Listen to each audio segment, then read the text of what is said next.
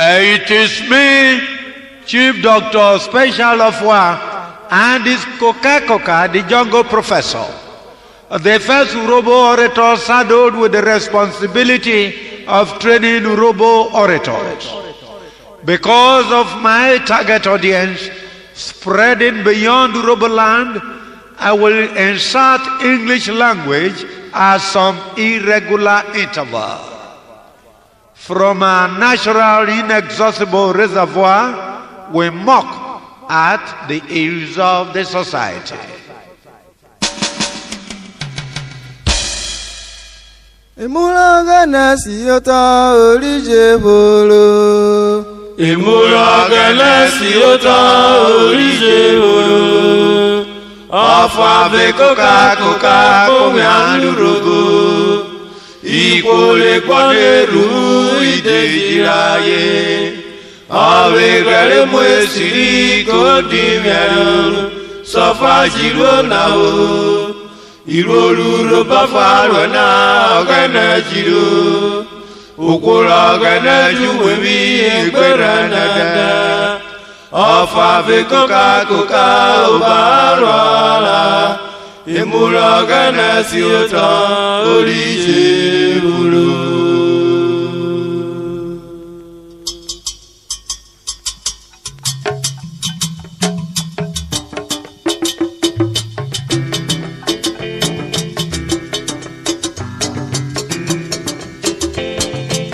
Ugu.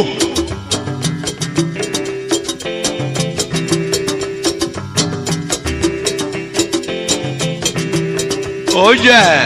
Hey. Ada Coca.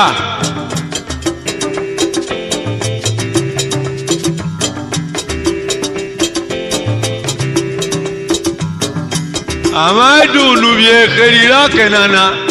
Elechane waru araibio. Aganera mamane jokboli. Egheri kena oderi jewekwe. Ugemi na yo. Egheri kena oderi jewekwe. Ugemi na ye.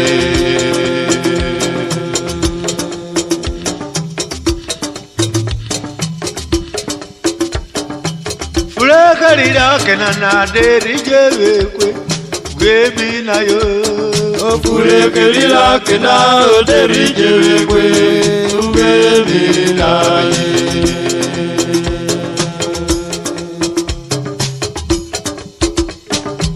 Ogberagara diame kwarugbenu. Ogberagara diame akwarugbenu. Egheri kena oderi jewekwe. Ugemi na ye.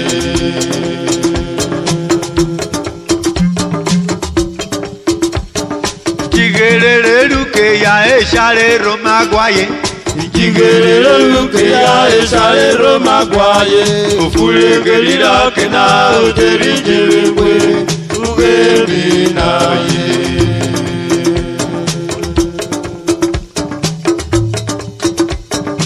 Migene dana ro neju yo vi mate shao. Migene dana ro neju yo vi mate sha. Ikwoliwe shanu daro magbeto. Egheri kena oderi jewekwe. Ugemi na ye.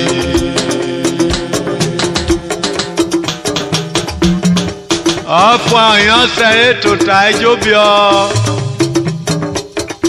Oyo mi kaya saliteri. Okola ebukwa bia merin apopelu re. Igora wa go sai komo yomi na lewo si wo kibe. Those who take to stealing as a profession will one day lose their belongings to their fellow professionals.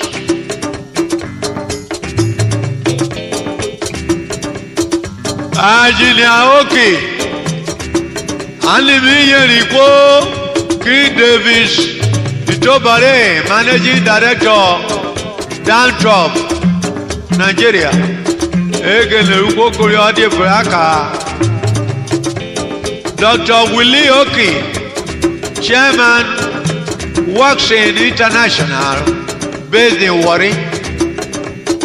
Mr. Mike Egheri Egheri ló pààrọ̀ di kọ́ ó kìyìn ló wà méje wò má bá.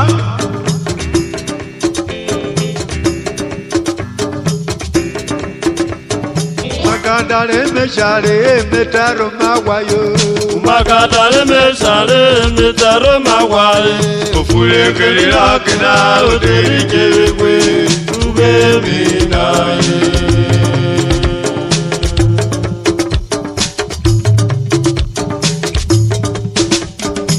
Bibye biruweri bigenero mavera isiwayeda. Bibye biruweri bigenero mavera isiwayeda. Ofure kelira kina oderi kewe ube minaye.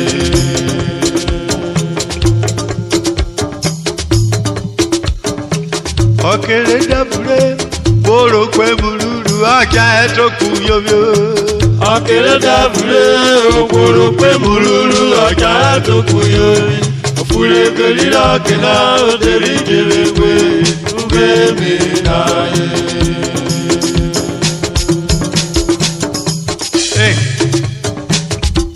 Urhobo igwerura usa.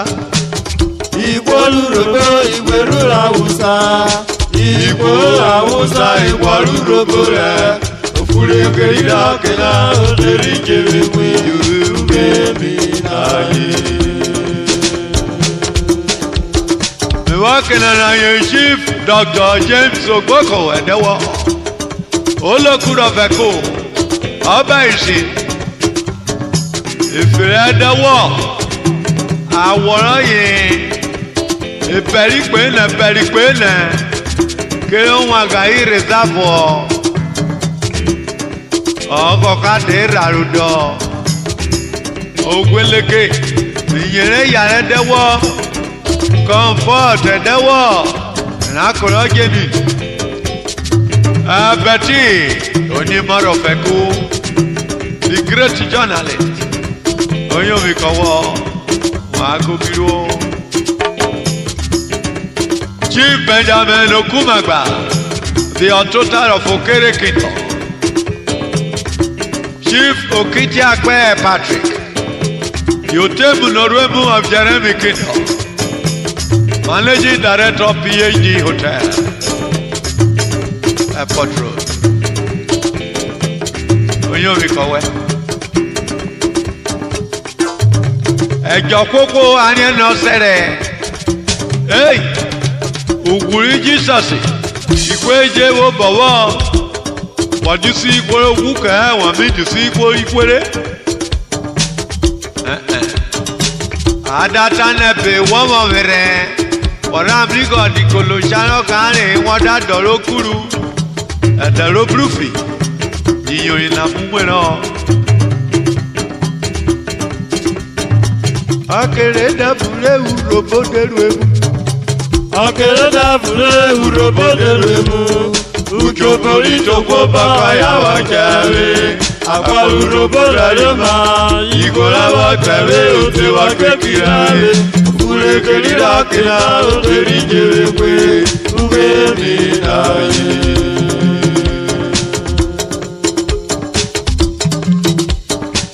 Okena era mi kó adé okòrìrà o. Okena era mi kó adé okòrìrà.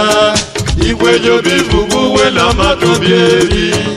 Akeri wòye mi àwọ̀ pé kọ́ra ló máa wọ́wọ́ pamọ́ kan fún àpò.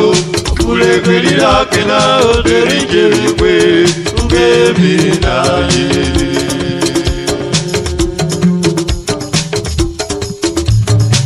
Yawonuke yana n'eloro tele kirwayo.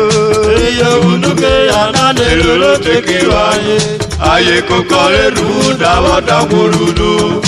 Ukunu rebina mewarina. Ofure kelira kina oderi kewe ube minaye. Chief Akoigbe, Managing Director, Hotel de Hague, Afro. Chief Colonel Charles Demenaha, Di Urhobo Pero Fokwekino. Chief Joseph, Alliance Uncle Joe, always a victor in all elections. Obeying a road and one we vote. Make a phone one up. Professor Arubaye, Obi Professor Sada, the Vice Chancellor, Derso. Bundles of experience, a reservoir of knowledge. The higher you go, the cooler you become. The Lord of Geography. Ata no moroko runoko, oesoro. Udia me foli gbe ya me kana goko wuru. Ọjà jẹbi ọ to jani ere. Ulu krare wo si avile kiko. Adawo damo ko eroko. Ogu ijero.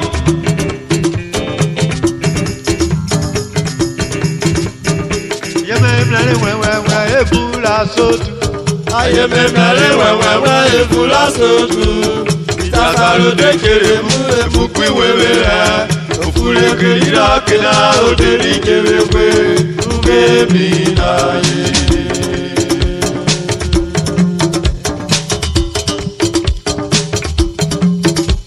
Osera ide gubere saye kija o.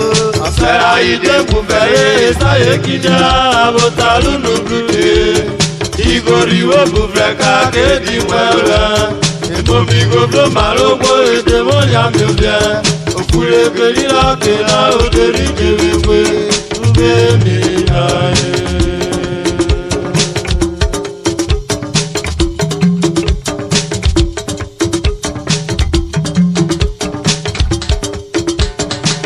Urhobo le bere okolo gberu gberu gbero kriade. Urhobo le bere okolo kero gberu gbero kriade. Ogweri rakena na ukelu le lukita bakoye okiraye. Ofule kerira kena oderi jewewe. Uge mi na ye. Me uye Chief Julius Biowemi Adere of Ujeme. Egheri of Dukido. No you ya Mrs. Justina Alero. Chief Moses Subiame. The Oleworo Moke of Ofua Kido. Oyomike ya wa mejobio. Both chiefs are living in a miniature garden of Eden, and their sitting floors the paragon of decency. Wọ́n ní ìfìpéyàn mẹ́rin yóò ikú wọn wá. Urhobo gbọ́dọ̀ yí igbó ní Yomeri. Igbó rẹ̀ wọ́n máa kọ́ yà éjì rẹ̀ náà Yomeri. Dákọ́rọ́ wọ́n máa rọ ẹ́ Yomeri Urhobo. Àánú ẹgbẹ́rò kọ́ yà ẹ́ wọ́n máa ń gẹ̀nẹ́ rúru ọ. Ọdún bí ẹ̀rù dẹ́ kó máa bọ́ wẹ̀rù.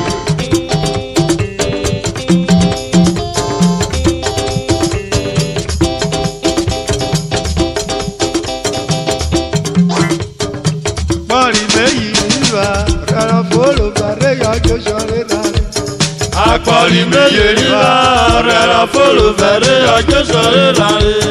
Ukelele si dodo oderi cheri akpa. Oropa fora kwanana odero merare. Ofule kerira kena oderi kewewe. Uge milare. Obiara ide bula koja roma rwagwale. Obiara ide bula koja roma rwagwale. Ikoli se pa ya de mari medini. Ofule kerira kena oderi kewewe. Uge milare. I thank the law enforcement agents for their national service. When the police is awake, it's only then the defenseless civilian can be asleep. I greet police officers, Mr. Kwanyomane and the DPO, Isaac Okuma. Onokparo de wakuno gregrone.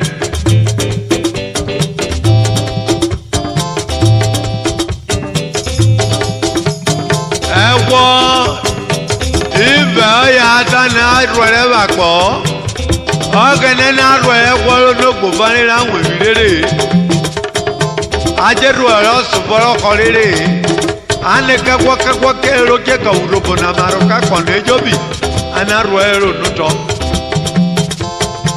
Fabali globeka yewo bugaso Ifabali globeka yewo bugaso Okena de kira erabi fabole Ofure kira kena oderi jelekwe Uvemi na ye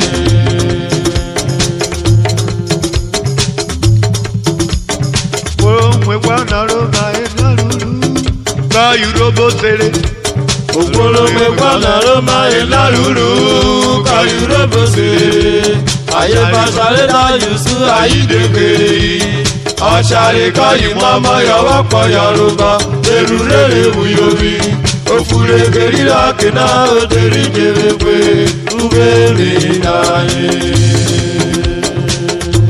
A tyrant gets his support from those who share the cake of his tyranny. Circumstances can make a landlord in town A to become a tenant in town B.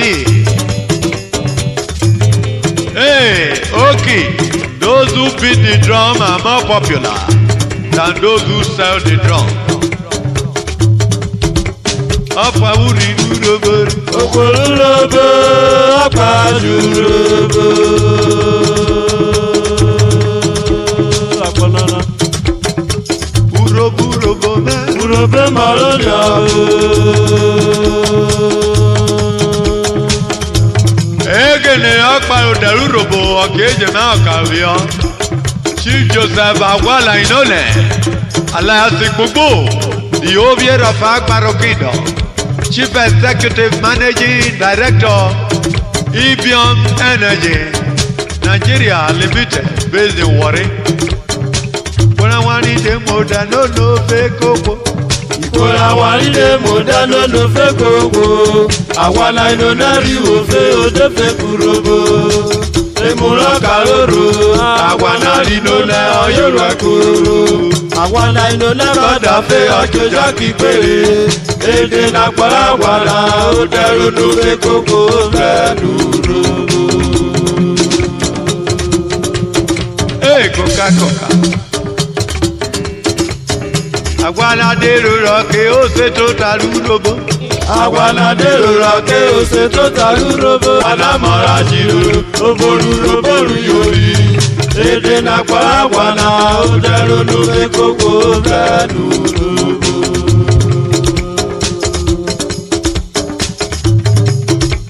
Agwala kederu koko Urhobo kọ́ yóò yọ wá o. Agwala kederu koko Urhobo yóò rí kọ́ yóò kókó ìnáwó ẹ̀. Èdè nàpọ̀ àgbàna ó dẹrù lóde kókó fẹ́ Urhobo. Koro pasara gwana ọ̀rọ̀ wa gwana rẹ̀. Okoro pasara gwana ọ̀rọ̀ wa gwana rẹ̀. Ìrùtù ráyè ráyè ọ̀dà òwe. Ọkọ̀ kòkòrò pàkà ọ̀rọ̀ wọ̀ bàrẹ̀. Ọ̀dà wíyà sẹ́rẹ̀ yòókù náà jìtà ká. Èdè nàpọ̀ gwana ó dẹrù lóde kókó fẹ́ Urhobo.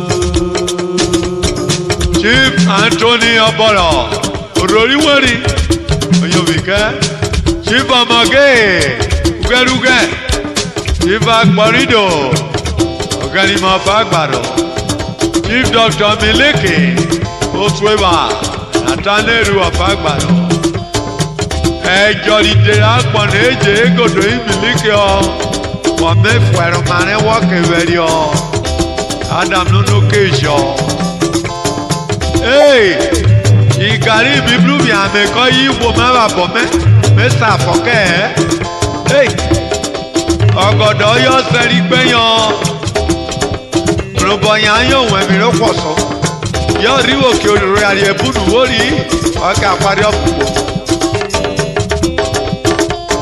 Fere agwa na buliri Oriro ka wala ifenu lo sare o Efe agwa na buliri Ìpolìrì ló ka wà náà ìbẹ̀nú ló sálẹ̀.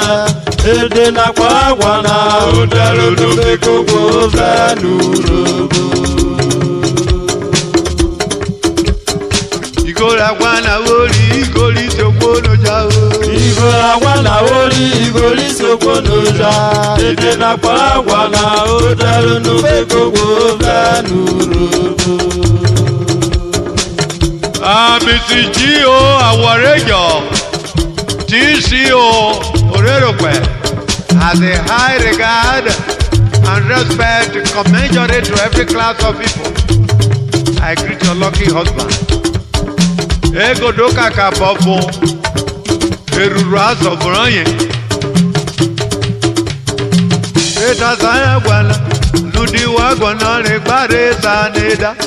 Ode tasara gwana, nudi wagwana regbare saneda. Kaskaye wakiri emu. Ode na kwa gwana, odaru nufe koko blanuro. Obole mami watagalo kwa urie.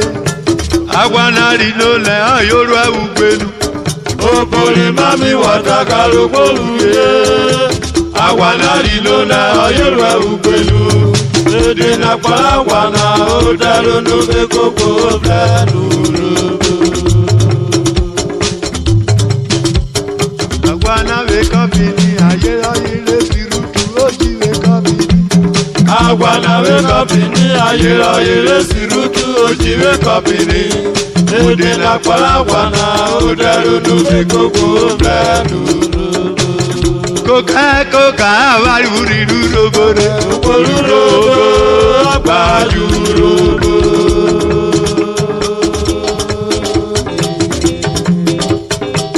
Urobo me. Urobe marangabo.